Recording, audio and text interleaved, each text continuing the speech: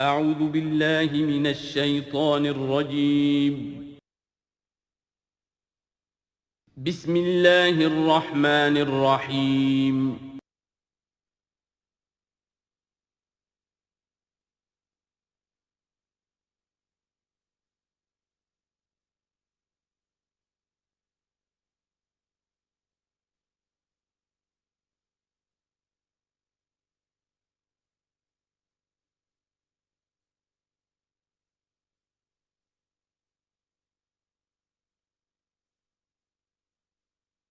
اعوذ باللہ من الشیطان الرجیم بسم اللہ الرحمن الرحیم قل لا اقول لکم عندی خزائن اللہ ولا اعلم الغیب ولا اقول لکم انی ملک ان اتبع الا ما یوحی الی قل هل یستوی الاعمی والبصیر افلا تتفکرون صدق اللہ العظیم۔ اے نبی ان سے کہہ دیجئے میں تم سے یہ نہیں کہتا کہ میرے اختیار میں ہیں اللہ کے خزانے، تم مجھ سے کہتے ہو یہ دکھاؤ یہ دکھاؤ یہ دکھاؤ، میں نے کب دعویٰ کیا ہے کہ میرا اختیار ہے؟ کسی شخص سے مطالبہ کیا جانا چاہیے اس کے دعوے کے مطابق۔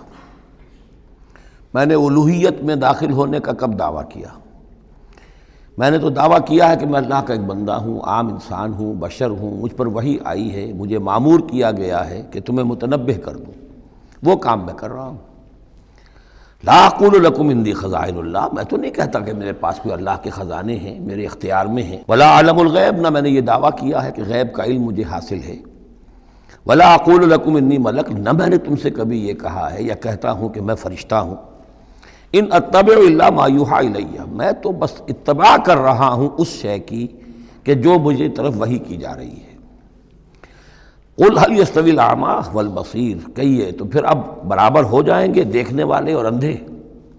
افلا تتفکرون، تو کیا تم تفکر نہیں کرتے، غور و فکر سے کام نہیں لیتے؟ وانذر بہ، اب پھر یہاں بہ پر زور دے رہا ہوں میں۔ اے نبی اس قرآن کے ذریعے سے خبردار کر دیجئے، آپ کا کام انذار ہے، تبشیر ہے۔ اوپر آ چکا ہے وما نرسل المرسلین الا مبشرین، پہلے آ چکا ہے اوحی الی ھذا القرآن لانذرکم بہ ومن بلغ، یہاں پھر آیا وانذر بہ الذین یخافون ان یحشروا الی ربہم، خبردار کر دیجئے اس کے ذریعے سے ان لوگوں کو کہ جنہیں واقعتاً کچھ خوف ہے کہ وہ اپنے رب کی طرف لے جائے جائیں گے۔ جیسا کہ میں نے آپ کو بتایا تھا کہ ان میں بھی بہت کم لوگ تھے کہ جو بعث بعد الموت کے منکر تھے، وہ یہ کہتے تھے کہ ہاں ہے، قیامت ہے، اٹھیں گے، اپنے رب کے پاس جائیں گے، لیکن وہاں ہمارے چھڑانے والے ہیں، وہ ہمیں بچا لیں گے۔ وانذر بہ الذین یخافون ان یحشروا الی ربہم لیس لہم من دونہ ولی ولا شفیع، ان کے لیے کوئی نہیں ہوگا اللہ کے سوا، نہ کوئی حمایتی نہ سفارش کرنے والا۔ اپنی ان مغالطوں کو رفع کر لیں، ان غلط فہمیوں کو رفع کر لیں۔ لعلہم یتقون، شاید کہ ان میں تقوی پیدا ہو جائے، شاید کہ وہ ڈر جائیں، شاید کہ خوف پیدا ہو جائے۔ ولا تطرد الذین یدعون ربہم بالغداۃ والعشی یریدون وجہہ، اور مت دھتکاریے آپ ان لوگوں کو کہ جو پکارتے ہیں اپنے رب کو صبح و شام اور وہ اس کی چہرے کے طالب ہیں، اس کی رضا کے جویا ہیں۔ یہ اصل میں اشارہ ہو رہا ہے کہ تمام رسولوں کے ساتھ یہ معاملہ ہوا، خاص طور پر حضرت نوح کے ساتھ بھی، کہ جو بڑے بڑے سرداران ہوتے تھے قوم کے، وہ کہتے تھے کہ اے نوح ہم تو تمہارے پاس آنا چاہتے ہیں، سمجھنا چاہتے ہیں بات کیا ہے، لیکن ہم دیکھتے ہیں جب بھی آئیں تمہارے پاس، تمہاری محفل میں بیٹھے ہوتے ہیں ہمارے کمی کاری ملازم گھٹیا لوگ، اب ہماری شایان نشان نہیں ہے کہ ہم ان کے ساتھ بیٹھیں۔ یہی بات حضور سے کہتے تھے کہ ہم آتے ہیں آپ کے پاس بات سمجھنے کے لیے، یہ آپ کے گرد جو جمگھٹا لگا رہتا ہے یہ ہمارے غلام لوگ ہیں، یہ ہمارے جو ہیں معاشرے کے پست طبقات ہیں، یہ آپ کے آس پاس ہوتے ہیں، تو پھر ہمارے شایان نشان یہ نہیں ہے کہ ہم ان کی موجودگی میں آپ سے بات کریں۔ اس پر جواب دیا جا رہا ہے اے نبی آپ ان کی باتوں سے کوئی اثر نہ لیں، آپ خام خواہ اپنے ان ساتھیوں کو، چاہے وہ غریب ہیں چاہے وہ پست طبقات سے ہیں، لیکن ان کی شان یہ ہے کہ وہ صبح و شام اللہ کو پکارتے ہیں، اللہ سے دعا کرتے ہیں، مناجات کرتے ہیں، تسبیح و تحمید کرتے ہیں، اور وہ اس کے چہرے، اس کے روح انور کے طالب ہیں، وہ اس کے رضا چاہتے ہیں، اس کی خوشی چاہتے ہیں۔ انہوں نے اپنی زندگی جو ہے من یشری نفسہ ابتغاء مرضات اللہ، یہ تو وہ لوگ ہیں جنہوں نے اپنی جانیں جو ہے اللہ کی رضا جوئی کے لیے، اللہ کی رضا حاصل کرنے کے لیے تج دی ہیں۔ ما علیک من حسابہم من شیء، آپ کے ذمے ان کے حساب میں سے کچھ نہیں ہے۔ وما من حسابک علیہم من شیء، اور نہ آپ کا ان کے اوپر آپ کے حساب میں سے کچھ ہے، یعنی یہ کہ یہ تو ہر شخص کو اپنی کمائی کرنی ہے، آپ کے ذمہ آپ کا فرض ہے، آپ کرتے جائیے، جو آپ کے پاس آ رہے ہیں ان کا حساب بھی اللہ لے لے گا، جو آپ کے پاس نہیں آتے ان کا حساب بھی لے لے گا، ہر ایک کو اس کے طرز عمل کے مطابق وہ بدلہ دے دے گا۔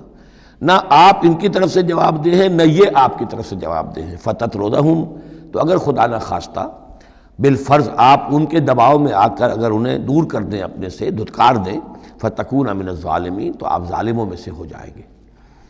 وَكَذَلِكَ فَتَنَّا بَعْضَهُمْ بِبَعْضٍ، اور اسی طرح ہم نے بعض کو بعض کے ذریعے سے آزمایا ہے۔ حق کہہ رہا ہے ایک شخص لیکن ہے مفلس، اب وہ دولت مند جو ہے وہ مسکرائے گا، اس کو دیکھو یہ مجھے سمجھانے آیا ہے، اس کے کپڑے پھٹے ہوئے ہیں، جوتیاں پٹخارتا ہوا آ گیا مجھے سمجھانے کے لیے، اپنی حیثیت کو نہیں پہچانتا۔ حالانکہ دیکھنا یہ چاہیے کہ جو بات وہ کہہ رہا ہے صحیح ہے یا غلط۔ اس طرح ہم آزمائش کر دیتے ہیں لوگوں کے لیے، وَكَذَلِكَ فَتَنَّا بَعْضَهُمْ بِبَعْضٍ، اسی طرح ہم آزماتے ہیں بعض کو بعض کے ذریعے سے، لِيَقُولُوا، تاکہ وہ کہیں أَهَٰؤُلَاءِ مَنَّ اللَّهُ عَلَيْهِم مِّن بَيْنِنَا، کیا یہ وہ لوگ ہیں جن پر اللہ کا خاص انعام و احسان ہوا ہے ہم میں سے؟ اللہ کا احسان ہم پر ہوا ہے، دولت مند ہم ہیں، سردار ہم ہیں، چودراٹیں ہماری ہیں، حویلیاں ہماری ہیں، یہ جو ہیں گرے پڑے طبقات کے لوگ، کیا یہ ہیں کہ جو اللہ کا احسان اور ان کے اوپر اللہ تعالیٰ کا بڑا فضل ہوا ہے؟ یہ کہا کرتے تھے مکے کے لوگ بھی کہ اگر قرآن اللہ نے بھیجنا ہی تھا، کتاب نازل کرنی تھی، نبوت دینی تھی، تو کوئی رجل من القریتین عظیم، یہ جو دو شہر ہیں مکہ اور طائف، بڑے بڑے چودھری ہیں، سرمایہ دار ہیں، بڑے لوگ ہیں، سردار ہیں، ان میں سے کسی کے پاس بھیجتا۔ مکے کا یتیم جس کے پاس کوئی دولت نہیں، بچپن مفلسی میں گزرا ہے، سخت مشقت کے اندر جو ہے جوانی کا دور گزرا ہے، جس کے پاس کچھ بھی نہیں، کوئی عہدہ نہیں، کوئی منصب نہیں، قریش کا کوئی عہدہ حضور کے پاس نہیں تھا، کوئی منصب نہیں تھا، کوئی آپ کے پاس سرمایہ نہیں تھا، آپ تو پیدا ہی ہوئے ہیں یتیم، تو اس اعتبار سے کیا یہی رہ گیا تھا اللہ کے لیے؟ معاذ اللہ ثم معاذ اللہ۔ لِيَقُولُوا أَهَٰؤُلَاءِ مَنَّ اللَّهُ عَلَيْهِم مِّن بَيْنِنَا أَلَيْسَ اللَّهُ بِأَعْلَمَ بِالشَّاكِرِينَ، تو کیا اللہ تعالیٰ زیادہ واقف نہیں ہے ان سے کہ جو واقعتاً اس کا شکر کرنے والے ہیں؟ ایک اور جگہ آئے گا کہ اللہ تعالیٰ وَاللَّهُ أَعْلَمُ حَيْثُ يَجْعَلُ رِسَالَتَهُ، اللہ بہتر جانتا ہے کہ کہاں اسے اپنی رسالت کا منصب کس کو دینا چاہیے، کس میں اس کی صلاحیت ہے۔ جیسے طالوت کے بارے میں لوگوں نے کہہ دیا تھا کہ اس کے لیے کیسے ہو سکتی ہے سرداری، جبکہ ہمارے پاس دولت ہے، اس کے پاس دولت نہیں، لم یؤت سعۃ من المال، تو کہا گیا تھا اسے جسم اور علم کے اندر اللہ نے بسطہ یعنی کشادگی عطا فرمائی ہے۔ وَإِذَا جَاءَكَ الَّذِينَ يُؤْمِنُونَ بِآيَاتِنَا، اور اے نبی اس کے برعکس یہ لوگ جو چاہتے ہیں کہ آپ دھتکار دیں ان کو، اس کے برعکس آپ کی روش کیا ہونی چاہیے ان غرباء اور فقراء کے لیے؟ وَإِذَا جَاءَكَ الَّذِينَ يُؤْمِنُونَ بِآيَاتِنَا، جب آپ کے پاس آئیں وہ لوگ جو ہماری آیات پر ایمان رکھتے ہیں، فَقُلْ سَلَامٌ عَلَيْكُمْ، تو آپ ان کو سلام کہا کیجئے اور ان کو خوشخبری دیا کیجئے، کتب ربکم علی نفسہ الرحمہ، تمہارے رب نے اپنے اوپر رحمت کو لازم کر لیا ہے، اور تمہارے لیے خاص رحمت کا مظہر کیا ہے؟ انہ من عمل منکم سوءا بجہالۃ، کہ تم میں سے کوئی بھی اگر کسی وقت کوئی برے کام کا ارتکاب کر بیٹھے، جذبات میں آ کر، ناواقفیت سے، جہالت میں، ثم تاب من بعدہ، پھر اگر وہ فوراً توبہ کر لے گا، وہ اصلاح اور اصلاح کر لے گا، فانہ غفور الرحیم، تو اللہ تعالیٰ غفور الرحیم ہے۔ یہ تمہارے لیے مزید خوشخبری ہے، تہنیت اللہ کی طرف سے، قل سلام علیکم کتب ربکم علی نفسہ الرحمہ انہ من عمل منکم سوءا بجہالۃ ثم تاب من بعدہ واصلح فانہ غفور الرحیم۔ وکذالک نفصل الآیات، آگے محذوف ہے لفظ لیتفکروا بہا ولتستبین سبیل المجرمین، اسی طرح ہم اپنی آیات کی تفصیل بیان کرتے ہیں تاکہ یہ لوگ ان پر غور کریں، تفکر کریں، اور جب غور کریں گے، تفکر کریں گے، تو مجرموں کا راستہ ان کے سامنے کھل کر آ جائے گا کہ جس راستے پر ہم جا رہے ہیں وہ واقعتاً مجرموں کا راستہ ہے۔ قل انی نہیت ان اعبد الذین تدعون من دون اللہ، کہہ دیجئے مجھے تو روک دیا گیا ہے ان کو پوجنے سے کہ جن کو تم پکارتے ہو اللہ کے سوا، یہ لات عزیٰ منات ان کو میں نہیں پکار سکتا، مجھے روک دیا گیا ہے، مجھے تو حکم دیا گیا ہے لا تدعوا مع اللہ احدا، اللہ کے ساتھ کسی اور کو مت پکارو۔ قل لا اتبع اہواءکم، اور کہہ دیجئے ڈنکے کی چوٹ میں تمہاری خواہشات کی پیروی نہیں کر سکتا، قد ضللت اذن، اگر ایسا کروں گا تو میں خود گمراہ ہو جاؤں گا، وما انا من المہتدین، اور پھر نہ رہوں گا میں ہدایت والوں میں۔ قل انی علی بینۃ من ربی، اب اس کو ذرا نوٹ کر لیجئے کہہ دیجئے کہ میں تو اپنے رب کی طرف سے ایک بڑی بینہ پر ہوں، میں جس راستے پر چل رہا ہوں روشن راستہ ہے، میں اس کا باطن بھی جانتا ہوں، اس کی حقیقت بھی مجھ پر منکشف ہے۔ اور یہ بینہ اصل میں کیا ہے، یہ جا کر آگے سورہ ہود میں یہ بات زیادہ کھلے گی کہ بینہ جو ہے وہ ایک عام انسان کے لیے دو چیزوں سے بنتی ہے، فطرت سلیمہ، جیسا کہ میں نے شروع میں عرض کیا تھا آپ سے، فطرت سلیمہ، عقل سلیم، اس سے انسان ایک حد تک آ گیا، پھر اللہ کی وحی جو آئی اس نے تصدیق کر دی، یہ بینہ بن گیا۔ اب اسی معنی میں پھر رسول اور پھر اللہ کی وحی مل کر بینہ بن جاتے ہیں، وہ لوگوں کے حق میں بینہ، اور خود اپنے حق میں بینہ کیا ہے، آپ کی اپنی فطرت سلیمہ، عقل سلیم، اور اس پر پھر وحی کی توثیق، وحی نے آ کر ان کو اجاگر کر دیا، ان حقائق کو جن تک آپ اپنی عقل سلیم اور فطرت سلیمہ کی رہنمائی میں پہنچ چکے تھے۔ قل انی علی بینۃ من ربی، کہہ دیجئے میں کوئی اندھیرے میں ٹامک ٹوئیاں نہیں مار رہا ہوں، تم جو مجھ سے مطالبے کر رہے ہو، مجھ پر دباؤ ڈال رہے ہو، میں تو اپنے رب کی طرف سے بینہ پر ہوں۔ وَكَذَّبْتُمْ بِهِ، تم نے اسے جھٹلا دیا ہے، مَا عِندِي مَا تَسْتَعْجِلُونَ بِهِ، میرے پاس وہ شے موجود نہیں ہے جس کی تم جلدی مچا رہے ہو۔ وہ جلدی مچاتے تھے، لے آئیے عذاب، بہت سن چکے ہم، کان پک گئے سن کر ہمارے، عذاب آئے گا، عذاب آئے گا، عذاب، کہاں ہے وہ عذاب، کہاں رکا ہوا ہے، 10 برس ہو گئے، میرے پاس نہیں ہے، میرے اختیار میں نہیں ہے۔ وہ عذاب بھی آئے گا، اللہ کے فیصلے سے آئے گا، جب وہ چاہے گا آئے گا۔ ما عندی ما تستعجلون بھی، جس چیز کی تم جلدی مچا رہے ہو وہ میرے اختیار میں نہیں ہے۔ ان الحکم الا للہ، فیصلے کا اختیار کلیتاً اللہ کے ہاتھ میں ہے۔ یقص الحق، وہ حق بات بیان کر دیتا ہے، وہو خیر الفاصلین، اور وہ سب سے اچھا فیصلہ کرنے والا ہے۔ قل لو ان عندی ما تستعجلون بہ، اب اس میں وہ تلخی جو ہے وہ ظاہر ہو رہی ہے کہ تم جو تنگ آ گئے ہو میری باتیں سن کر، میرے اندر بھی تمہاری جانب سے بیزاری پیدا ہو چکی ہے۔ قل لو ان عندی ما تستعجلون بہ، کہہ دیجئے اگر میرے ہاتھ میں ہوتا، میرے اختیار میں ہوتا، میرے پاس ہوتا جس کی تم جلدی مچا رہے ہو، لقضی الامر بینی و بینکم، تو میرے اور تمہارے مابین کبھی کا فیصلہ طے ہو چکا ہوتا، میں تمہیں ابھی مزید مہلت نہ دیتا۔ تم اگر تمہارے کان پک گئے تو میں بھی تنگ آ چکا ہوں، میرے بھی اب جو ہے صبر کا پیمانہ جو ہے وہ ایک حد کو پہنچ چکا ہے۔ لقضی الامر بینی و بینکم، میرے اور تمہارے مابین کبھی کا فیصلہ چکا دیا گیا ہوتا۔ واللہ عالم بالظالمین، اللہ خوب واقف ہے ظالموں سے۔ وَعِندَهُ مَفَاتِحُ الْغَیب، اسی کے پاس ہے خزانے غیب کے۔ یہ مفاتح جو یہاں جمع آیا ہے تو مفتاح کہتے ہیں کنجی کو، اس کی جمع بھی ہے، اور مفتاح کہتے ہیں اس کو جس سے کھولا گیا، یعنی خزانہ۔ یہاں پر مفتاح کی جمع ہے یہ مفاتح۔ وَعِندَهُ مَفَاتِحُ الْغَیب، اسی کے پاس غیب کے سارے خزانے ہیں۔ لا يَعْلَمُهَا إِلَّا هُوَ، کوئی جانتا ہی نہیں ان کو سوائے اس کے۔ وَيَعْلَمُ مَا فِي الْبَرِّ وَالْبَحْرِ، اور وہ تو جانتا ہے جو کچھ خشکی میں ہے اور جو کچھ سمندر میں ہے۔ وَمَا تَسْقُطُ مِنْ وَرَقَةٍ إِلَّا يَعْلَمُهَا، اور نہیں گرتا کوئی ایک پتا بھی کسی درخت سے مگر اللہ کے علم میں ہوتا ہے۔ وَلَا حَبَّةٍ فِي ظُلُمَاتِ الْأَرْضِ وَلَا رَطْبٍ وَلَا يَابِسٍ، نہیں گرتا کوئی دانہ نہ زمین کی تاریکیوں میں، وہ دانہ گھستا ہے زمین کے اندر بیج کی شکل میں، ولا رطبن، نہ کوئی ہری چیز تر و تازہ، ولا یابس، نہ سوکھی چیز، الا فی کتاب مبین، ایک کتاب مبین میں سب کی سب موجود ہے۔ یہ کتاب مبین اللہ کا علم قدیم ہے، اللہ کا علم قدیم جس میں کہ ہر شے موجود ہے، ما کان و ما یکون، آن واحد کی طرح۔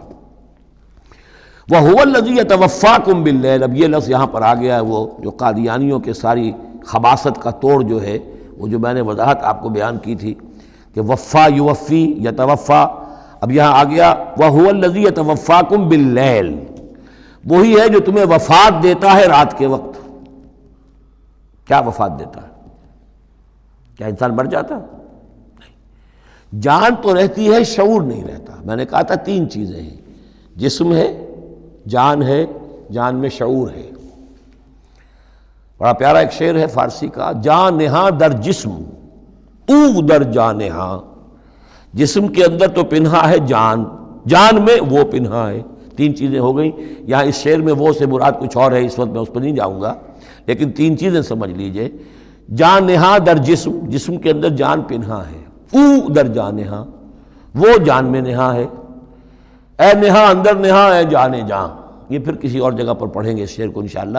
اب سمجھ لیجئے، ایک جسم ہے، جسم میں جان ہے، جان میں شعور ہے، اصل شے تو شعور ہے، لہذا نیند میں صرف شعور لے گئے، موت ہوئی تو شعور بھی لے گئے، جان بھی لے گئے، اور عیسیٰ کو لے گئے، شعور بھی لے گئے، جان بھی لے گئے، جسم بھی لے گئے۔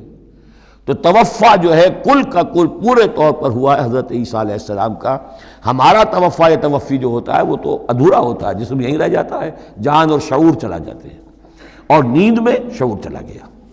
وَهُوَ الَّذِي يَتَوَفَّاكُم بِاللَّيْلِ وَيَعْلَمُ مَا جَرَحْتُم بِالنَّهَارِ، وہی ہے جو تمہیں وفات دے دیتا ہے، قبضے میں لے لیتا ہے، یتوفاکم رات کے وقت، اور وہ جانتا ہے جو کچھ کہ تم کرتے ہو دن کے وقت۔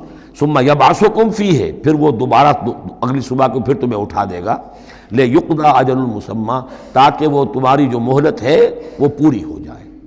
یعنی روزانہ ایک طرح سے ہم موت کی آغوش میں چلے جاتے ہیں۔ آدھی موت تو ہے، نیند کسے کہتے ہیں؟ آدھی موت ہے۔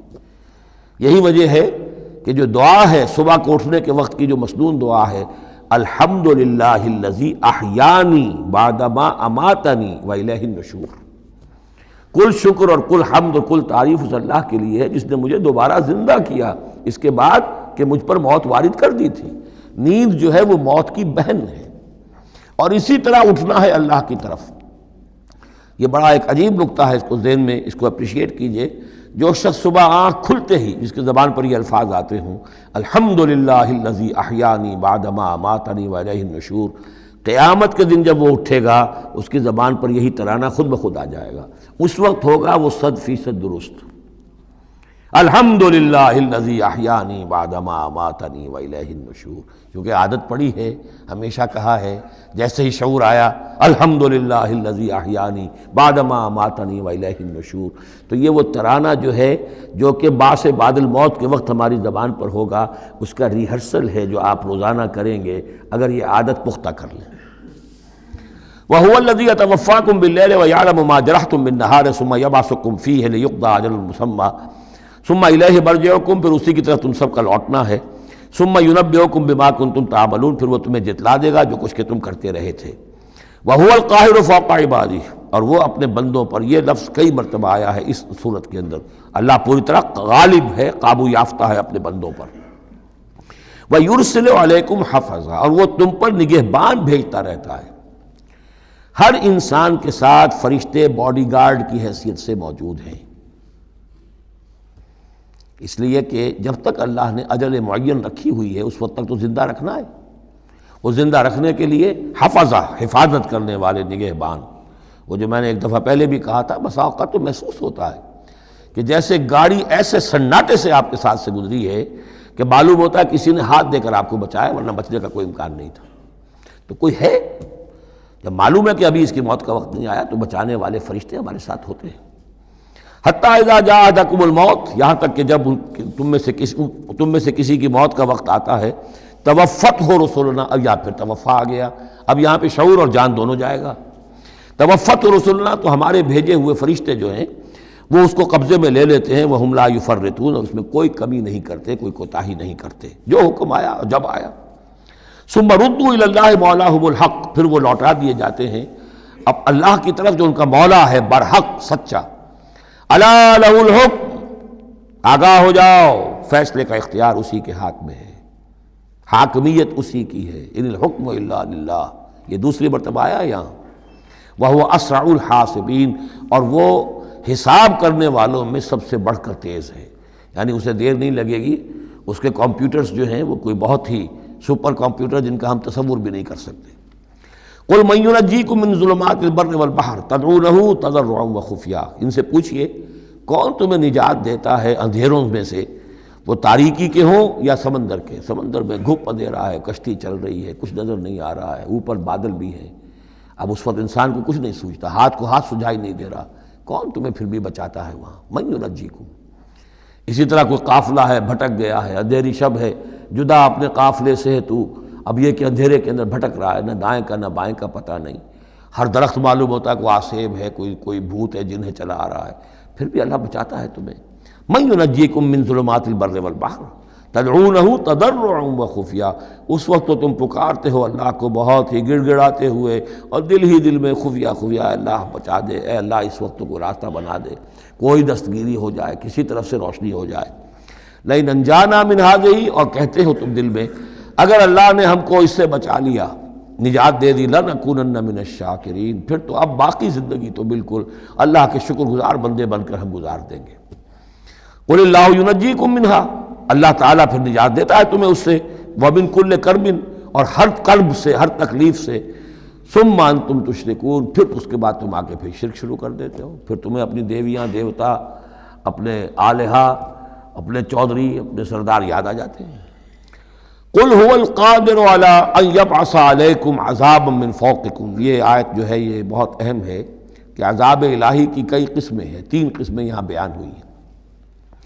کہہ دیجئے وہ قادر ہے اس پر کہ تم پر بھیج دے کوئی عذاب من فوقکم، تمہارے اوپر سے، آسمان کا ٹکڑا گر جائے، کوئی میٹیورائٹ گر جائے، جو بعض خبریں آتی رہتی ہیں کوئی آ رہا ہے، لیکن یہ کہ وہ پھر تحلیل ہو جاتا ہے کہیں، جو بھی اوزون لیئر ہے یا کچھ اور ہے بچت ہے، لیکن یہ کہ اگر اللہ چاہے تو جہاں آسمان پر سے کوئی عذاب بھیج دے آپ کے اوپر، او من تحت ارجلکم، یا آپ کے قدموں کے نیچے سے، زمین پھٹ جائے، شق ہو جائے، زلزلہ آئے، زمین دھنس جائے، یہ بھی ہوتا ہے، خسف ہوں گے، قیامت سے پہلے بڑے بڑے 3 خسف ہونے ہیں جن کی خبر دی گئی ہے احادیث کے اندر، بڑے بڑے ٹکڑے زمین کے دھنس جائیں گے اندر۔ قل هو القادر على ان يبعث عليكم عذابا من فوقكم او من تحت ارجلكم، یہ 2 شکلیں ہو گئی، اوپر سے یا قدموں کے نیچے سے، او يلبسكم شيعا، یا تمہیں گروہوں میں تقسیم کر دے، ويذيق بعضكم بأس بعض، اور ایک کی طاقت کا مزہ دوسرے کو چکھائے۔ اب لڑو آپس میں، پرانے اور نئے سندھی لڑو آپس میں، پنجابی اور اردو بولنے والے لڑو، اور بلوچ اور پختون لڑو، مارو ایک دوسرے کو۔ اللہ تعالیٰ کو نہ آسمان کو تکلیف دینے کی ضرورت کہ اس کا کوئی ٹکڑا گرائے، نہ زمین کو کوئی مشقت دینے کی کہ وہ پھٹے، کوئی ضرورت نہیں، آپس میں تقسیم ہو جاؤ گے، گروہ بندی ہو جائے گی، شیعہ سنی کو مارے اور سنی شیعہ کو مارے۔ یہ جو ہے یہ عذاب الہی کی بدترین شکل ہے جو آج مسلمانان پاکستان پر مسلط ہے۔ وہ کبھی ایک قوم ہوتے تھے، ہندو کا جب مقابلہ تھا ایک قوم تھے، اور اب وہ قوم جو ہے قومیتوں میں، عصبیتوں میں تحلیل ہو چکی۔ انظر کیف نصرف الآیات لعلہم یفقہون، دیکھو کیسے ہم اپنی آیات کی تصریف کرتے ہیں، تصریف کہتے ہیں آیات کو گھمانا، ایک ہی بات کو اسلوب بدل بدل کر، انداز بدل بدل کر، ترتیب بدل بدل کر لانا، ایک پھول کا مضمون ہو تو 100 رنگ سے باندھو۔ وَكَذَّبَ بِهِ قَوْمُكَ وَهُوَ الْحَقُّ، اور اے نبی آپ کی قوم نے اسے جھٹلا دیا، بہی مراد قرآن، یعنی میں نے عرض کیا کہ اس صورت کیا یہ عمود، حصی معجزہ کوئی نہیں دکھائیں گے، اصل معجزہ محمد کا یہ قرآن ہے صلی اللہ علیہ وسلم، اسی لیے بہی بہی بہی اس کی تکرار اس میں کثرت سے ملے گی۔ وَكَذَّبَ بِهِ قَوْمُكَ وَهُوَ الْحَقُّ، یہ قرآن الحق ہے، لیکن اے نبی آپ کی قوم نے اس کو جھٹلا دیا ہے۔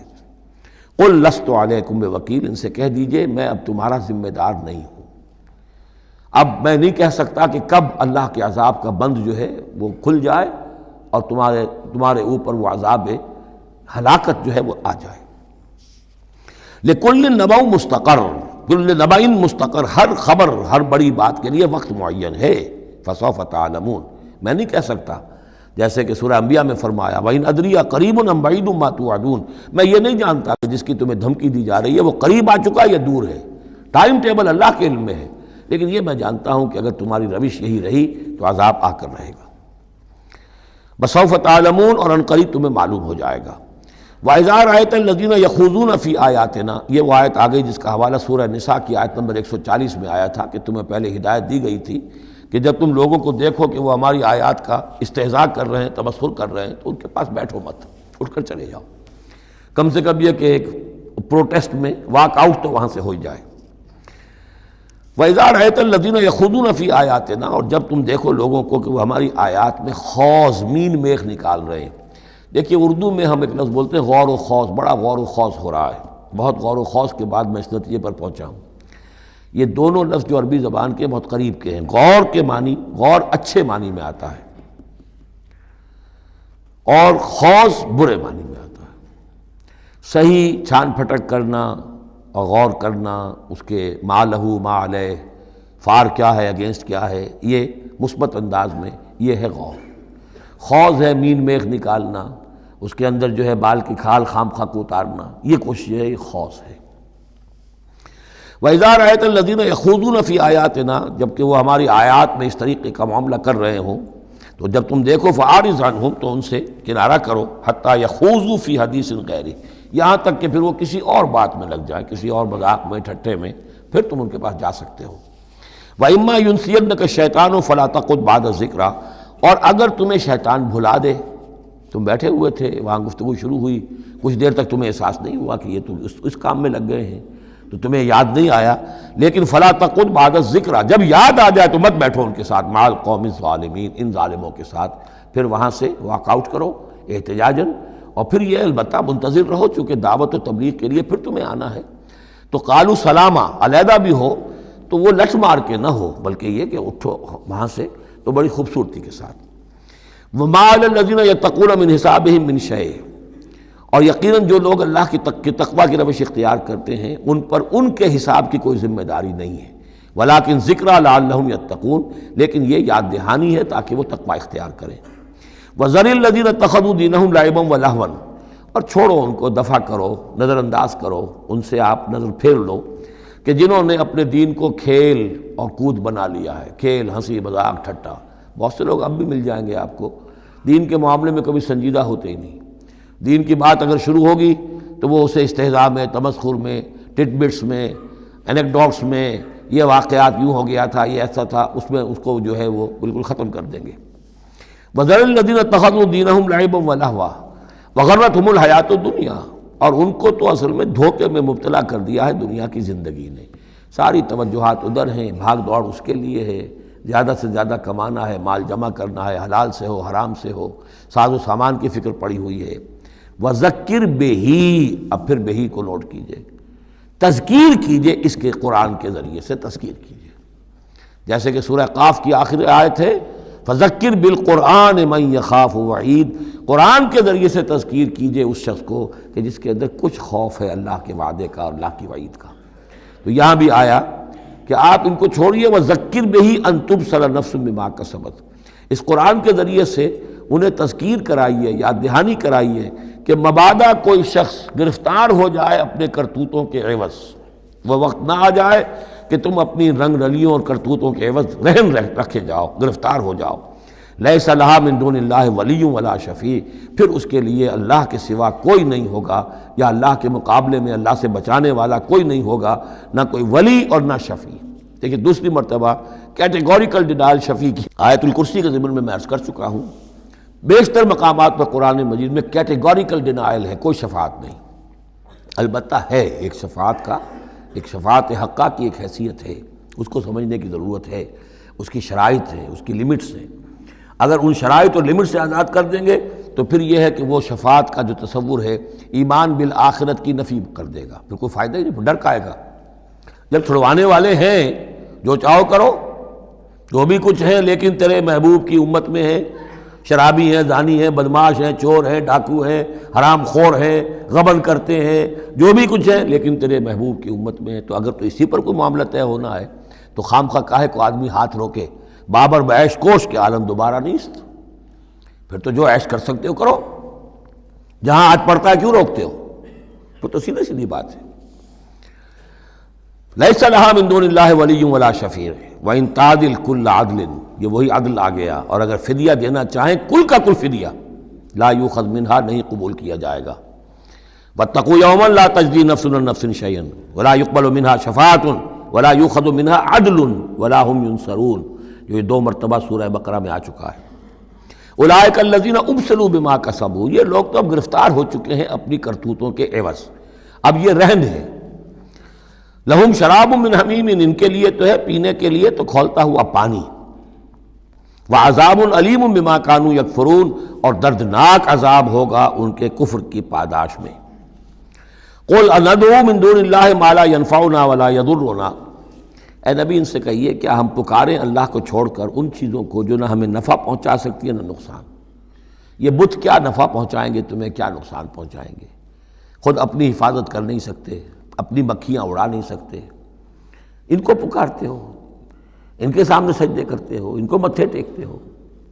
اندعو من دون اللہ ما لا ينفعنا ولا يضرنا، خیر بت کی بات تو ہو گئی بہت ہی واضح، باقی بھی اس کائنات کے اندر کوئی کسی کے لیے نہ خیر کے پر قدرت رکھتا ہے نہ شر پر، الا باللہ۔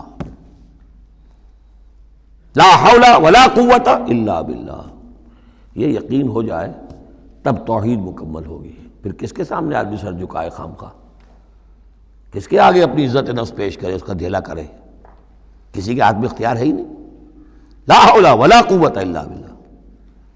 حدیث میں آیا ہے، حضرت عبداللہ ابن عباس کو مخاطب کر کے کہا ہے کہ اے نوجوان، اس بات کو اچھی طرح جان لے، اگر تمام دنیا کے انسان مل کر چاہیں، اولکم و آخرکم و انسکم و جنکم، کہ تمہیں کوئی فائدہ پہنچا دیں، نہیں پہنچا سکتے جب تک کہ اللہ نہ چاہے، اور تمام انسان چاہیں تمہیں کوئی نقصان پہنچا دیں، نہیں پہنچا سکتے جب تک اللہ نہ چاہے۔ تو پھر یک درگیر و محکم گیر پکارو اللہ کو، کسی اور کو پکارنے کا، کسی اور سے سوال کرنے کا، کسی اور سے ڈرنے کا، کسی اور سے التجائیں کرنے کا، کسی اور کا استغاثہ کرنے کا، دہائی دینے کا کیا فائدہ؟ قل ندعو من دون اللہ ما لا ينفعنا ولا يضرنا ونرد على اعقابنا، اور ہم جو ہے اپنی ایڑیوں کے بل لوٹا دیے جائیں، بعد اذ ہدانا اللہ، جبکہ ہمیں تو اللہ نے ہدایت دے دی ہے۔ کالذی استہوتہ الشیاطین فی الارض حیران، کیا اس طرح کے آدمی ہم بن جائیں کہ جن کو شیاطین نے، جنوں نے کسی جنگل میں بیابان میں اس کی مت مار دی ہو، راستہ بھلا دیا ہو، اب اسے کچھ نظر نہیں آ رہا۔ لہو اصحاب یدعونہ الی الہدی ائتنا، ہیں اس کے ساتھی جو اس کو پکار رہے ہیں کہ آؤ ہماری طرف، ہدایت کی طرف آؤ، ہمارے پاس آؤ۔ قل ان ھدی اللہ ھو الھدی، یہ نقشہ کھینچ دیا گیا ہے جماعتی زندگی کی کتنی برکت ہے۔ آپ اکیلے ہو، کہیں بھٹک گئے ہو، تو پھر یہ کہ آپ کے لیے سیدھے راستے پر آنا بہت مشکل ہو جائے گا۔ جماعتی زندگی ہے، ساتھی ہیں، جس کو کہا ہے سورہ توبہ میں کونوا مع الصادقین، معیت اختیار کرو، رہو ساتھ سچوں کے۔ کسی وقت ہوتا ہے انسان کو کوئی ایسی آزمائش پیش آ گئی ہے، اس کا دماغ چکرا گیا ہے، گھوم گیا ہے، نہیں سمجھ میں آ رہا، راستہ نہیں نکل رہا، مشکل بڑی آ گئی ہے، ایک طرف حرام ہے، لیکن یہ ہے کہ دباؤ کو بہت پڑ رہا ہے، گھر والوں کا پڑ رہا ہے، بچوں کا پڑ رہا ہے، بیوی کا پڑ رہا ہے، راستہ غلط ہے۔ اس میں یہ ہے کہ ایسے وقت میں بسا اوقات پھر اگر رفقا ہیں، ساتھی ہیں، آپ کے کامریڈز ہیں، آپ کے کولیگز ہیں، اس کے ساتھ وہ پکارتے ہیں، ساتھ ہاتھ جو ہے آپ کا تھام کر آپ کو سہارا دیتے ہیں۔ قل ان ھدی اللہ ھو الھدی، یقیناً ہدایت کہہ دیجئے اللہ ہی کی ہدایت اصل ہدایت ہے۔ وَأُمِرْنَا لِنُسْلِمَ لِرَبِّ الْعَالَمِينَ، اور ہمیں تو حکم یہ ہوا ہے کہ ہم تمام جہانوں کے پروردگار کی تابع داری اختیار کریں اور فرما برداری اختیار کریں۔ وَنَقِيمُ الصَّلَاةَ وَاتَّقُوهُ، اور یہ کہ نماز قائم کرو اور اس کا اللہ کا تقوی اختیار کرو۔ وَهُوَ الَّذِي إِلَيْهِ تُحْشَرُونَ، اور وہی ہے جس کی طرف کہ تمہیں جمع کر دیا جائے گا۔ وَهُوَ الَّذِي خَلَقَ السَّمَاوَاتِ وَالْأَرْضَ بِالْحَقِّ، اور وہی ہے جس نے آسمان اور زمین بنائے ہیں حق کے ساتھ۔ یہاں حق کے کیا معنی ہے؟ ود اے پرپس، یہ بیکار نہیں ہے۔ ربنا ما خلقت ھذا باطلا، اے رب ہمارے، تو نے یہ سب باطل نہیں بنایا، بیکار نہیں بنایا، بے مقصد نہیں بنایا۔ سورہ آل عمران کی آخری رکوع کی جو وہ دعا ہے، بلکہ باطل کے مقابلے میں کیا؟ حق۔ وَهُوَ الَّذِي خَلَقَ السَّمَاوَاتِ وَالْأَرْضَ بِالْحَقِّ وَيَوْمَ يَقُولُ كُن فَيَكُونُ، اور جس دن وہ کہے گا ہو جا، وہ ہو جائے گا۔ کیا ہو جائے گا؟ جب وہ چاہے گا اس کائنات کو لپیٹ بھی دے گا، اسی نے بنایا ہے حق کے ساتھ، اور اسی کے حکم سے یہ لپٹ جائے گی۔ آگے چل کر آئے گا یوم نطوی السماء کطی السجل للکتب، جس دن کہ ہم تمام خلاؤں کو اور فضاؤں کو اور آسمانوں کو، ان سب کو ایسے لپیٹ دیں گے جیسے کہ تم کتابوں کا طومار لپیٹ لیتے ہو۔ والسماوات مطویات بیمینہ، تمام یہ خلا اور سما یہ سب اللہ کے داہنے ہاتھ میں لپٹے ہوئے ہوں گے۔ قولہ الحق، اس کا فرمانا ہی حق ہے۔ اس کا کیا معنی ہے؟ صرف اس کا کہہ دینا کن، بس، اس سے کسی اور شے کی ضرورت نہیں ہے، کوئی ذریعہ، کوئی میٹر، کوئی انرجی، کچھ نہیں۔ قولہ الحق، اس کا فرمانا ہی برحق ہے، اس کا کہہ دینا ہی برحق ہے۔ کن فیکون، یوم یقول کن فیکون قولہ الحق، وَلَهُ الْمُلْكُ یوم يُنفخُ فِي الصُّورِ، اور اسی کے لیے ہوگی بادشاہی اس دن جس دن کے سور میں پھونکا جائے گا۔ اگرچہ حقیقت میں تو بادشاہی اب بھی اسی کی ہے، لیکن ابھی جھوٹے سچے بادشاہ بیٹھے ہوئے ہیں۔ یہ سب جو ہے یہ سب نسیہ منسیہ ہو جائیں گے۔ لمن الملک اليوم للہ الواحد القہار، معلوم یہ کہ اب بھی اگرچہ بادشاہی اسی کی حقیقت میں، لیکن یہ جھوٹے سچے ڈرامے والے خدا جو ہیں کچھ نہ کچھ بیٹھے نظر آتے ہیں بادشاہ۔ وَلَهُ الْمُلْكُ يَوْمَ يُنفَخُ فِي الصُّورِ، عالم الغیب، وہ تمام غیب کا جاننے والا، والشہادہ، اور کھلی باتوں کا جاننے والا، وَهُوَ الْحَكِيمُ الْخَبِيرُ، اور وہ کمال حکمت والا اور ہر شے سے باخبر۔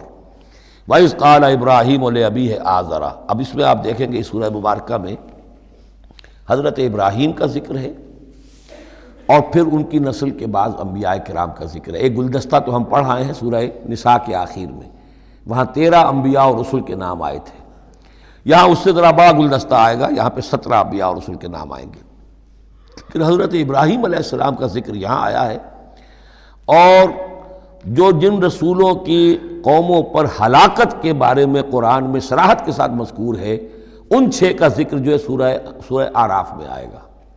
حضرت ابراہیم علیہ السلام کی قوم کا کیا حشر ہوا یہ صراحت کے ساتھ قرآن میں مذکور نہیں ہے، جو قوم نوح کے ساتھ، ہود کے ساتھ، قوم صالح کے ساتھ، قوم شعیب کے ساتھ ہوا، تو حضرت ابراہیم علیہ السلام کے معاملے کو علیحدہ نکال لیا ہے وہ سورہ انعام میں، اور باقی جو ہے نوح، ہود، صالح اور شعیب، لوط اور موسیٰ، ان کا ذکر جو ہے وہ آپ کو ملے گا سورہ اعراف میں، اس لیے کہ ان کا معاملہ ایام اللہ کا ہے۔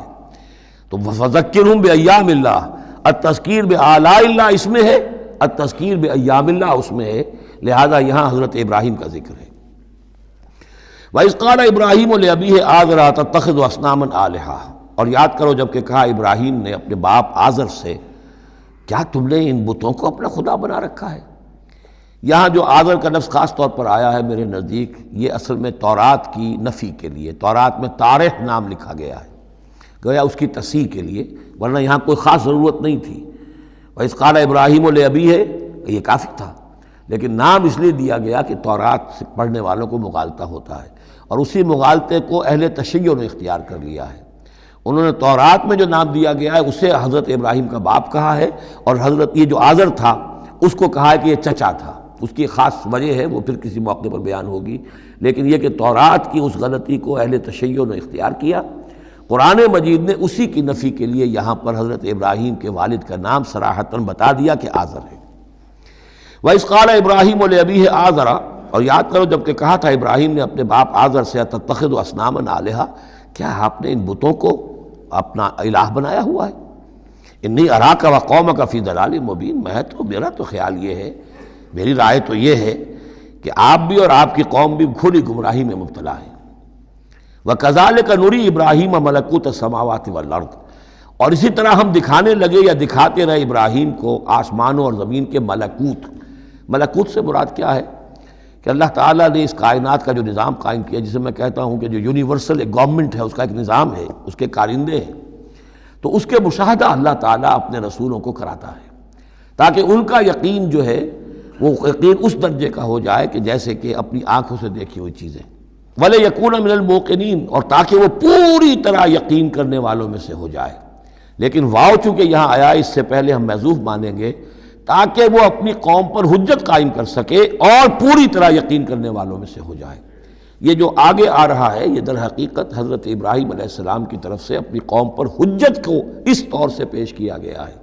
بعض حضرات کے نزدیک یہ ہے کہ یہ حضرت ابراہیم کا اپنا ذہنی ارتقاء ہے کہ واقعتاً انہوں نے سمجھا یہ ستارہ خدا ہے، پھر ڈوب گیا تو کہا کہ نہیں یہ تو ڈوب گیا، پھر چاند کو دیکھا تو چاند خدا ہے، پھر کہا نہیں یہ تو یہ بھی جو ہے غروب ہو گیا، پھر سورج کو کہا۔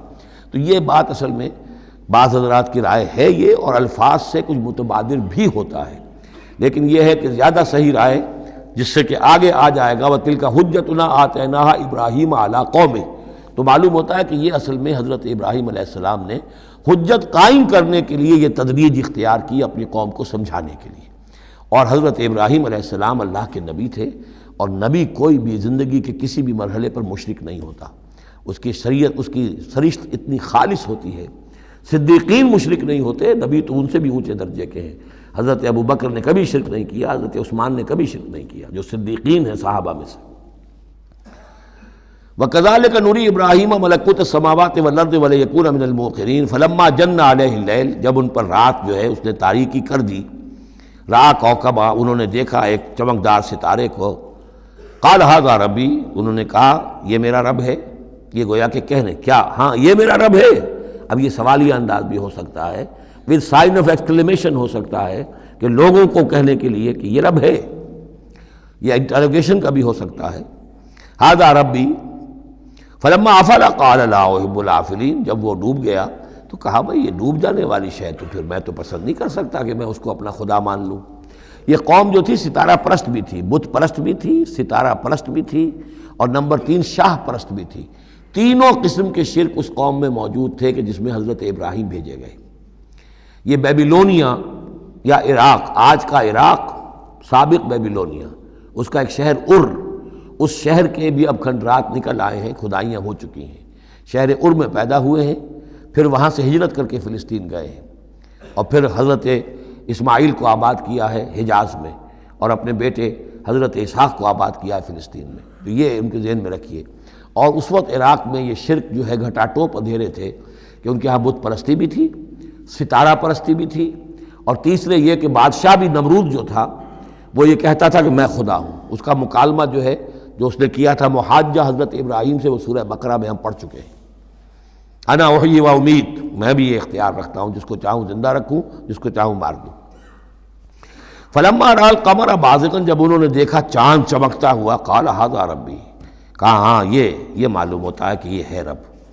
فلما افل قال لئن لم يهدنی ربی، جب وہ بھی ڈوب گیا، غائب ہو گیا، تو انہوں نے کہا کہ اگر میرے رب نے مجھے ہدایت نہ دی تو پھر میں تو قوم ضالین میں سے ہو جاؤں گا۔ گویا کہ ابھی یہ الفاظ ہیں کہ جن سے اشارہ ہوتا ہے کہ شاید ابھی ان کا اپنا ذہنی اور فکری ارتقاء ہو رہا ہے۔ میں نے کہا تھا کہ الفاظ سے متبادر ہوتا ہے، لیکن یہ کہ ان دونوں چیزوں کو، دونوں سائڈز کو ناپ تول کر جو رائے بنتی ہے وہ دوسری ہے۔ فلما رأى الشمس بازغۃ، جب دیکھا سورج بہت چمکدار، قال ھذا ربی ھذا اکبر، تو فرمایا ہاں یہ ہے رب، یہ سب سے بڑا ہے۔ فلما افلت، جب وہ بھی ڈوب گیا، قال یا قوم انی بریء مما تشرکون، انہوں نے کہا اے میری قوم کے لوگوں، میں تو بری ہوں، اعلان برات کرتا ہوں ان سب سے جنہیں تم شریک ٹھہرا رہے ہو۔ انی وجہت وجہی للذی فطر السماوات والارض حنیفا، میں نے تو اپنا رخ کر لیا ہے، اپنا چہرہ جو ہے ادھر کر لیا ہے اس ہستی کی طرف جس نے آسمانوں اور زمین کو بنایا، یکسو ہو کر، وما انا من المشرکین، اور میں مشرکوں میں سے نہیں ہوں۔ وحاجہ قومہ، اب اس پر محاجہ کیا ان سے ان کی قوم نے، وہ حجت بازی شروع کر دی، یہ تم نے کیا کہہ دیا؟ سارے دیویوں کی نفی کر دی، سارے ستاروں کی نفی کر دی، ہر چیز کی نفی کر دی، اب تم پر مار پڑے گی فلاں دیوی کی اور فلاں ستارے کی نحوست جو ہے اس کا تم نے انکار کیا، اب تیار ہو جاؤ، اب تمہارے اوپر شامت آئے گی۔ قال تحاجونی فی اللہ وقد ہدان، انہوں نے فرمایا مجھ سے محاجہ کر رہے، حجت بازو کر رہے اللہ کے بارے میں، جبکہ اس نے تو مجھے ہدایت دے دی ہے، مجھے تو اللہ نے ہدایت دی ہے۔ ولا اخاف ما تشرکون بہ، اور مجھے کوئی خوف نہیں ان ہستیوں کا جنہیں تم شریک ٹھہرا رہے ہو، مجھے کوئی خوف نہیں۔ الا ان یشاء ربی شیئا، ہاں اللہ کو چاہے میرے ساتھ کہ کوئی تکلیف مجھے آ جائے، کوئی آزمائش آ جائے تو ٹھیک ہے، میرا رب ہے، لیکن مجھے کوئی کسی کا ڈر نہیں، نہ تمہارے کسی دیوی کا، نہ دیوتا کا، نہ کسی ستارے کی نحوست کا، اور نہ کسی اور کا۔ لا اخاف ما تشرکون بہ، تم جس کا مجھے ڈراوا دے رہے ہو مجھے ان میں سے کسی کا کوئی خوف نہیں۔ الا ان یشاء ربی شیئا، اللہ یہ کہ میرا رب میرے لیے کچھ چاہے جو چاہے۔ وسع ربی کل شیء علما، یقیناً میرا رب جو ہے وہ تو ہر شے کے علم کے اعتبار سے احاطہ کیے ہوئے ہے۔ افلا تتذکرون، تو کیا تم عقل سے کام نہیں لیتے، تم نہیں سوچتے، نصیحت اخذ نہیں کرتے؟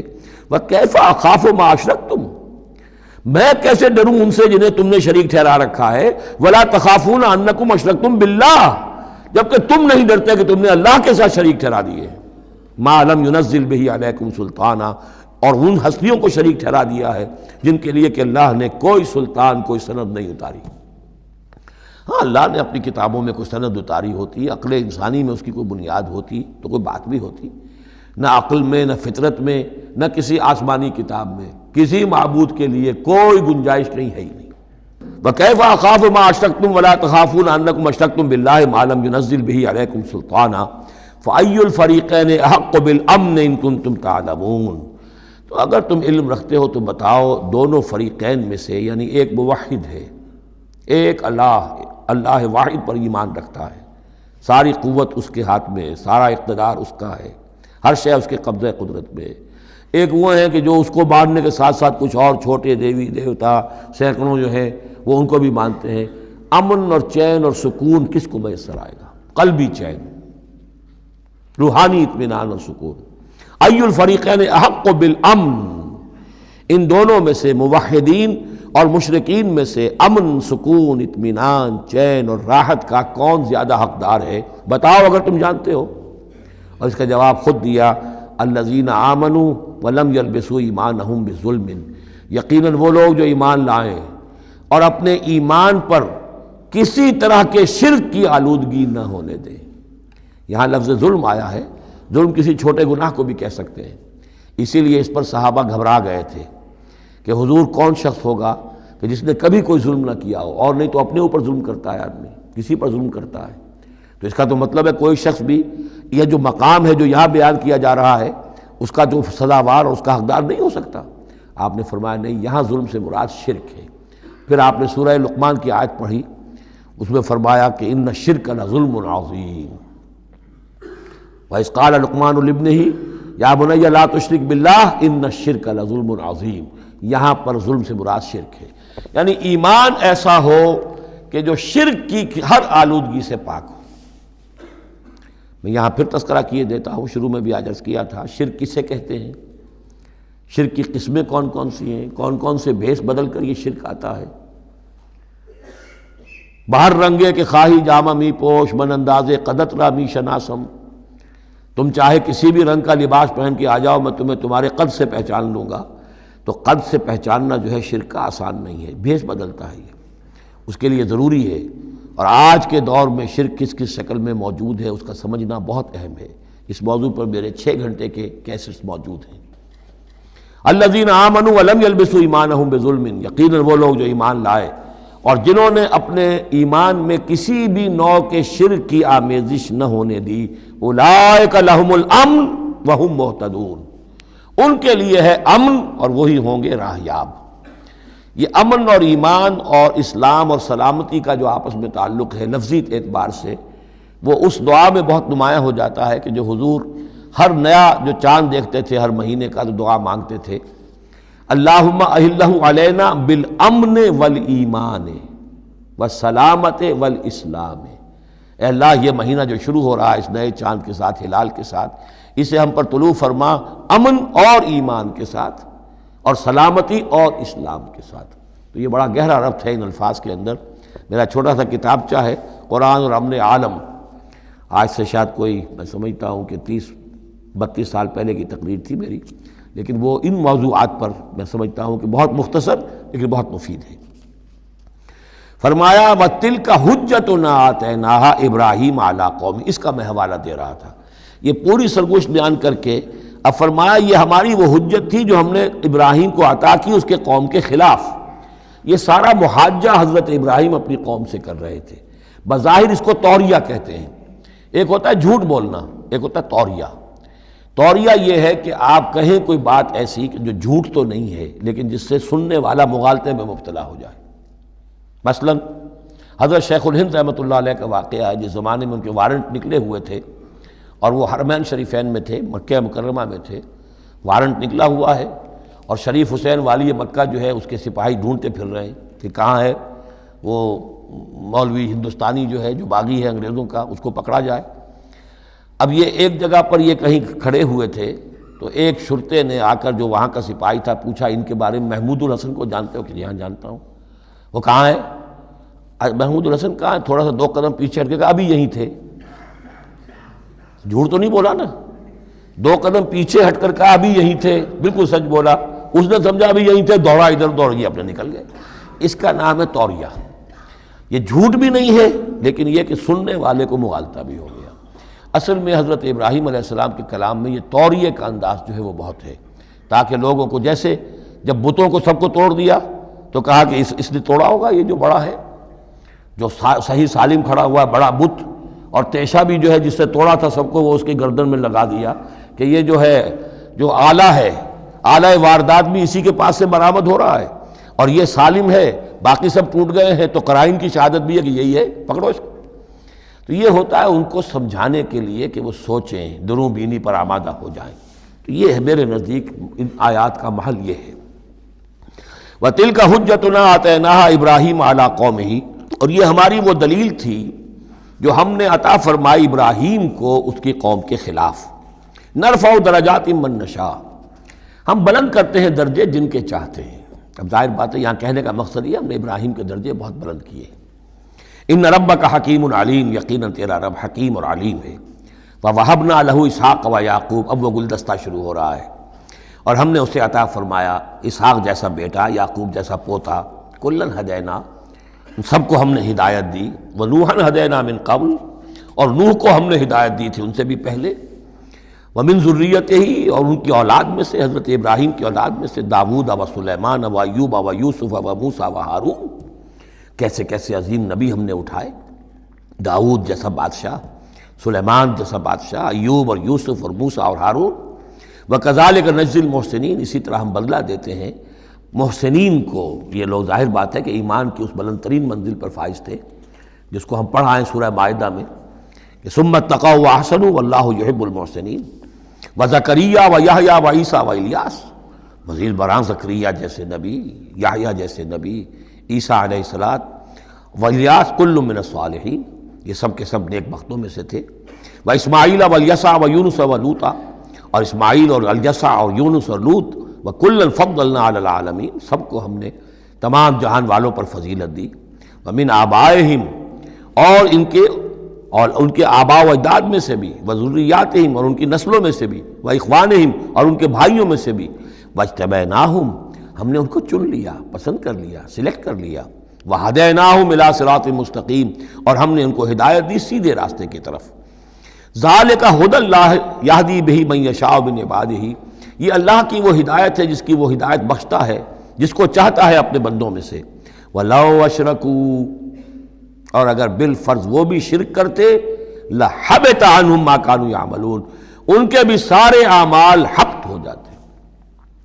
شرک اتنی بری شے ہے، اتنے اونچے اونچے مراتب، اتنے اعلیٰ اعلیٰ مقامات، اللہ کی محبوب شخصیتیں، اولو العزم پیغمبر اور یہ عظیم انبیاء، لیکن بالفرض یہ سمجھانے کے لیے، ظاہر بات ہے کوئی امکان نہیں تھا کہ وہ شرک کرتے، لیکن ہمیں سمجھانے کے لیے شرک وہ شے ہے، ان اللہ لا یغفر یشرک بہ ویغفر ما دون ذلک لمن یشاء ولو اشرکوا لحبط عنہم ما کانوا یعملون، اگر وہ شرک کرتے تو ان کے بھی تمام اعمال حبط ہو جاتے۔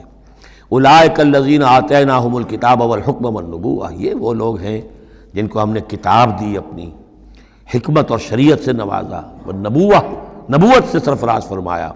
وَإِن يَكْفُرْ بِهَا هَؤُلَاءِ، اور اگر کفران نعمت کریں یہ لوگ اس کی، یہ جو آیات اب اللہ تعالیٰ نے دی ہیں تمہیں اے محمد صلی اللہ علیہ وسلم، اگر یہ لوگ ان آیات کی اب ناشکری کر رہے ہیں، کفران نعمت کر رہے ہیں، اگر وہ ان سے فائدہ نہیں اٹھا رہے، ان کی روشنی سے اپنے دلوں کو منور نہیں کر رہے، فقد وکلنا بہا قوما لیسوا بہا بکافرین، تو ہم نے ایک اور قوم کو تیار کر رکھا اس کام کے لیے کہ وہ اس کی ناقدری نہیں کرے گی، یعنی یہ کہ مدینہ کے انصار انشاءاللہ اس کی قدر کریں گے۔ مکے کے یہ لوگ جو ہیں اگر ناقدری کر رہے ہیں محمد صلی اللہ علیہ وسلم، اور تمہاری باتیں جو ہیں اب تک 10-11 برس ہونے کو آ گئے ہیں، اس کے نتائج جو ہیں بڑے ہی کم سے کم یہ کہ مایوس کن نہیں تو دل شکن ضرور ہے۔ محمد جیسا مبلغ اور رسول اور داعی اور مربی اور مزکی اور معلم، اور 10-12 برس کی جد و جہد میں بمشکل 150 پونے 200 آدمی، پہلے 10 برس میں تو بمشکل 125 آدمی تھا۔ تو یہ ہے کہ اس اعتبار سے فَإِن يَكْفُرْ بِهَا هَؤُلَاءِ، اگر یہ لوگ کفران نعمت کر رہے ہیں ان کا، فقد وکلنا بها، تو ہم نے کچھ مقرر کر دیے ہیں کچھ اور لوگ، قومن، ایک ایسی قوم، لیسوا بها بکافرین، جو ان کی شاید ان کی جو اس کی ناشکری نہیں کریں گے۔ کچھ پتہ نہیں یہ ہماری جو دعوت رجوع القرآن ہے جو کہاں کہاں پھیل رہی ہے، تو یہ بہرحال یہ آیت بڑی اہم ہے اس اعتبار سے، آج کے دور میں خاص طور پر یہ ہے کہ کوئی مایوسی انسان کو ہونی نہیں چاہیے۔ ہمیں تو پتہ بھی نہیں ہے کہ کہاں کہاں یہ بات پھیل رہی ہے، ممکن ہی نہیں ہے مجھے معلوم ہو کہ میرے کیسٹ کہاں کہاں پہنچ گئے۔ وہ تو جہاں کہیں بھی جاتا ہوں، دیکھتا ہوں، سنتا ہوں، کوئی کہتا ہے میرے پاس 300 کیسٹ آپ کے ہیں، کوئی کو ملتا ہے میرے پاس اتنے کیسٹ آپ کے ہیں، میں سنتا ہوں۔ تو اب یہ دعوت پھیل رہی ہے، اب یہ میں نہیں کہہ سکتا کہ کس جگہ پر یہ جڑ پکڑے زمین کے اندر، اور یہ انقلابی دعوت جو ہے قرآن کی وہ وہاں ایک تناور درخت بنے، ایک تحریک زبردست انقلابی اٹھے۔ فَإِن يَكْفُرْ بِهَا هَؤُلَاءِ فَقَدْ وَكَّلْنَا بِهَا قَوْمًا لَيْسُوا بِهَا بِكَافِرِينَ، اگر یہ اس کی ناقدری کر رہے ہیں تو اے نبی آپ آزردہ خاطر نہ ہو، ہم نے ایک اور قوم کو تیار کر لیا ہے کہ وہ اس کی ناقدری نہیں کریں گے۔ اولئک الذین ھدی اللہ فبہداہ مقتدہ، یہ وہ لوگ ہیں جن کو اللہ نے ہدایت دی تھی۔ یہ 17 نام جو اوپر ہم نے پڑھے ہیں، فرمایا کہ اللہ فرما رہا ہے ہم نے انہیں ہدایت دی تھی، فبہداہ مقتدہ، تو آپ بھی ان کی ہدایت کی پیروی کیجئے۔ یہ بہت اہم نقطہ ہے جو یہاں پر نوٹ کر لینے کا ہے کہ جو بھی سابقہ انبیاء کے معاملات کہیں آئیں اور ان کی نفی نہ آئے، وہ چیز گویا کہ ہم مسلمانوں کے لیے بھی وہ چیز جو ہے وہ اس قابل ہے کہ ہم اس کی اتباع کریں، اس کی پیروی کریں، اس کو مانیں۔ چنانچہ اسی اعتبار سے یہ رجم اور قتل مرتد، یہ 2 سزائیں جو ہیں یہ ہمارے ہاں اہل سنت نے اور سب تمام مسلمانوں نے یہ لی ہے کہ رجم کی سزا قرآن میں نہیں ہے، یہ سابق شریعت کی سزا ہے جس کو حضور نے برقرار رکھا ہے۔ قتل مرتد کا ذکر بھی قرآن مجید میں نہیں ہے، ایک بھی سابق امت کے اندر سابق شریعت کی سزا ہے جس کو برقرار رکھا گیا ہے۔ جب تک کسی شے کی نفی نہ ہو جائے سابق جو بھی شریعت ہے اس کی، اس وقت تک یہ ہے کہ وہ چیز بھی لاگو رہے گی۔ فرمایا اولئک الذین ھدی اللہ فبہداہ مقتدہ قل لا اسألکم علیہ اجرا، اور کہہ دیجئے کہ میں تم سے اس پر کسی اجر کا طالب نہیں ہوں، میں نے تم سے کوئی محنتانہ کبھی طلب نہیں کیا، تم سے کوئی معاوضہ نہیں مانگا۔ ان هو الا ذکریٰ للعالمین، یہ نہیں ہے مگر تمام جہان والوں کے لیے یاد دہانی ہے، نصیحت ہے۔ جو چاہے اس سے کسب فیض کرے، جو چاہے اس سے نور حاصل کرے، جو چاہے اس سے صحیح صراط مستقیم تک کی رہنمائی اخذ کر لے، یہ تو اللہ تعالیٰ کی طرف سے ایک صدقہ جاریہ ہے۔ ان هو الا ذکریٰ للعالمین، یاد دہانی اور نصیحت ہے تمام جہان والوں کے لیے۔ بارک اللہ لی ولکم فی القرآن العظیم ونفعنی وإیاکم بالآیات والذکر الحکیم۔